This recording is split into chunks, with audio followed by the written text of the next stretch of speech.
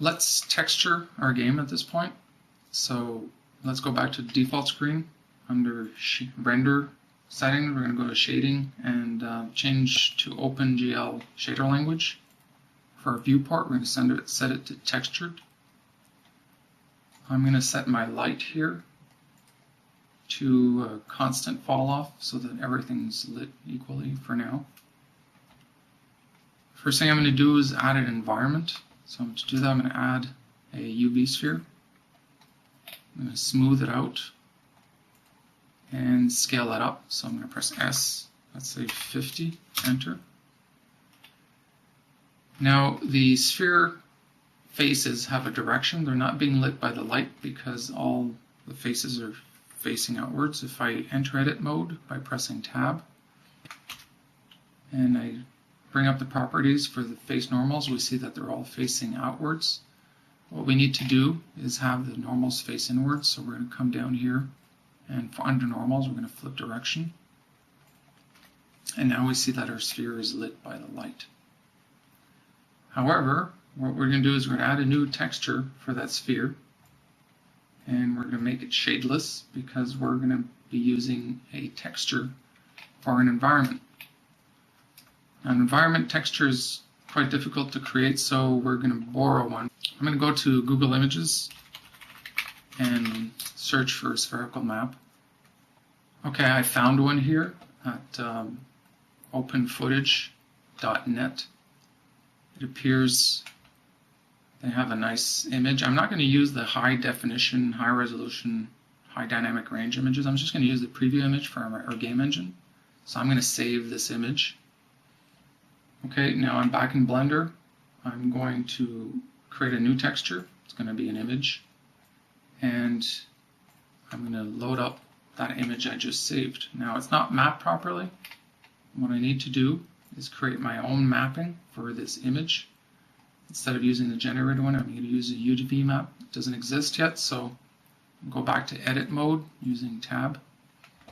And under UV mapping, I'm going to unwrap this to a sphere projection aligned to the object. And now we have that sphere mapped with that image we picked up. Okay, since our light's over here, I'm just going to rotate that sphere so that the light is mostly lined up. And what I'm going to do is I'm going to add shadows to our scene, pretending they're coming from the sun, using this light. The only kind of light that creates shadows in the Blender game engine are spotlights. So spotlights need to face a specific direction. I'm going to rotate this so that it faces our ground or our play area. Move it so that it covers the entire play area. It doesn't need to line up exactly with the sun as long as it emulates close enough. Okay, so now to turn on the shadows, we're going to go back to the light properties here, and we're going to turn on buffer shadows. They don't line up quite well. To do that, you need to go and change the bias here to 0.1. Yeah, that's good enough. Also, the shadows and the objects in the shade are very dark, so there should be some ambient light here. I'm going to add an ambient light using a lamp, hemisphere lamp. I'm going to set this light to reflect the ambient light that would be provided by the sky, so it should be bluish. And I'm going to set the intensity to be fairly low, so that's just an ambient light. Okay, good. Now let's texture our ground.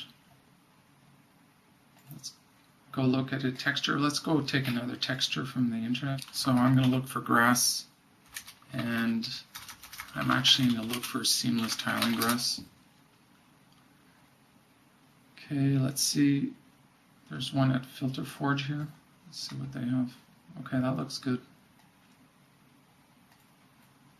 I'm going to take this grass image, save that. I also noticed they had a normal map for that grass image. So we're also going to save that. It's going to provide an interesting texture for that grass.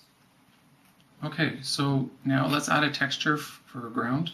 We'll do a new image, and we're going to use the grass texture we just downloaded. Again, we're going to have to map this properly ourselves. Instead of using the generated one, we're going to use UV. We have to create one. Before I do that, I'm going to apply the scale. Control A, scale. And now I'm going to enter edit mode using tab.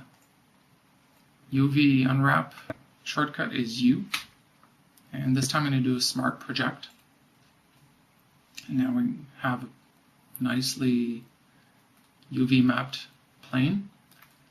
The texture, however, is very large, but it was a seamless tiling texture, so we can tile it, let's say 10 times within this area. And that looks good. Looks close enough to the grass. It's a little bright, the reflection, so the specular color, I'm going to have it contribute a bit less. Okay, now we also downloaded a normal map, so let's create an image texture, load our grass normal map, and we'll also need to change the coordinates to UV and scale it 10 times just like we did the other one. Now this won't be contributing to color, instead it'll be contributing to normal. And under image sampling, we also need to say normal map there. And now we have sort of a grass, textured grass. That looks okay. Actually, I might reduce the normal map a bit here. Okay, good. Now the only other thing I notice now that we've added grass is there's still black areas in our structure here, because there's no light reaching that area. What I'm going to fake is using another ambient light hemisphere. I'm going to fake light reaching into there, which would be diffuse light bounce off the grass. So I'm going to rotate that so it faces upwards. And I'm going to give it a color, a green color to represent the grass. And I'm going to reduce the intensity quite a bit because it's, again, just some ambient light. Okay, very well. Now let's texture our planks. For our planks, we're going to assign a procedural texture of wood. Now, procedural textures cannot be used directly in the game engine. However, we can use the Blender render engine to create a procedural texture and bake it. To do this, first I'm going to start by selecting my structure here and rotating it so that it faces the sun a bit on an angle. I'm going to select one of my planks and align the view to the plank and align the camera as well so that I can test rendering using the Blender render, which is F12. Now by default, the procedural wood is not set up. You need to create a color ramp made out of wood colors to make it look like wood. So I'm going to start adding some colors here, which are wood inspired. And you can see with just making a few changes already it starts to look more like wood. I'm going to change the wood texture to sawtooth, ring noise. I'm going to reduce the turbulence to 2.5. Try that out, it's looking better. I'm going to reduce the rings on X and increase them on Y and Z. So I'm going to reduce the size of the rings on X, increase them on Y and Z. Try that. Okay, that's starting to look much better now. What I'm going to do is just perfect my color ramp here until I'm satisfied. Okay, now I'm pretty satisfied with what I've done with the colors now. So you can start to create all sorts of variations with these textures, modifying any of these parameters. and you can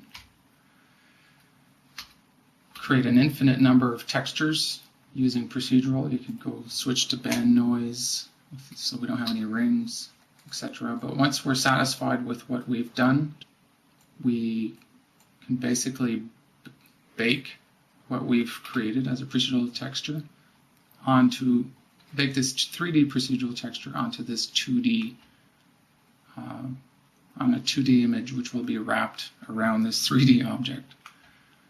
So to do that, what we're going to do is we're going to switch to edit mode, and we're going to unwrap, which is U, our plank using Smart Project. By default, I just switched to a UV image editor. It brought up the render results, which I'm going to close now. And here we see our UV unwrapping onto image size. I'm going to add a new image, call it Wood 1.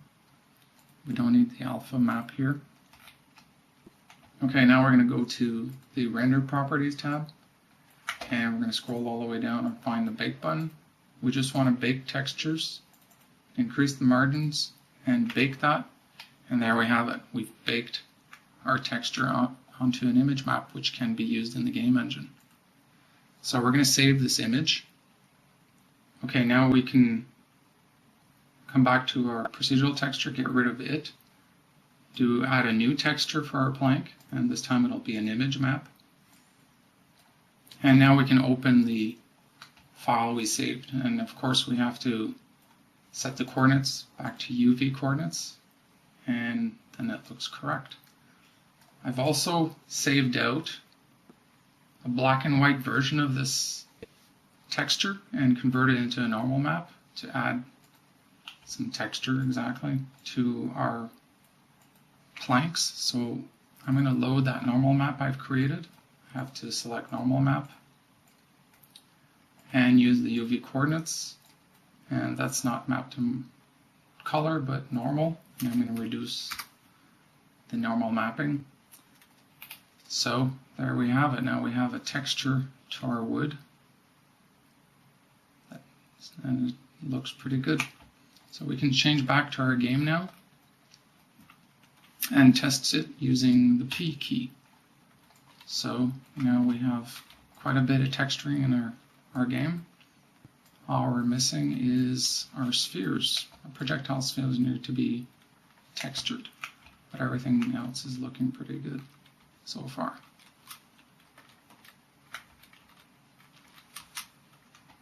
Okay, what I've done now is I've created two spheres for my projectiles. I've created a small light sphere. Well, actually they're both the same size, but I've created a light sphere, which is bouncy, and a heavy sphere, which has a bigger mass. And for the texture, I've just created a simple texture, which is a grid pattern with my channel name on it. So the mass of this one is 2, and the mass of this one is 5. And I've also made this one more elastic, and this one less elastic. So to test that out, I'm going to send these to a different layer, because these are the spheres that are going to be spawned. And I've also changed some code for my launcher. If I go back to the game engine here, the game logic, for the launcher, I've now have left mouse button will launch sphere 1, and right mouse button will launch sphere 2 with the same timing logic I created before. I can actually turn it on here. If I press P to try the game logic, there's our bouncy sphere, our lighter mass bouncy sphere, and here's our heavier mass sphere. So that one will create more damage, and this one will create less damage. So now we have two different spheres with two different mass levels, and pretty well a completed game.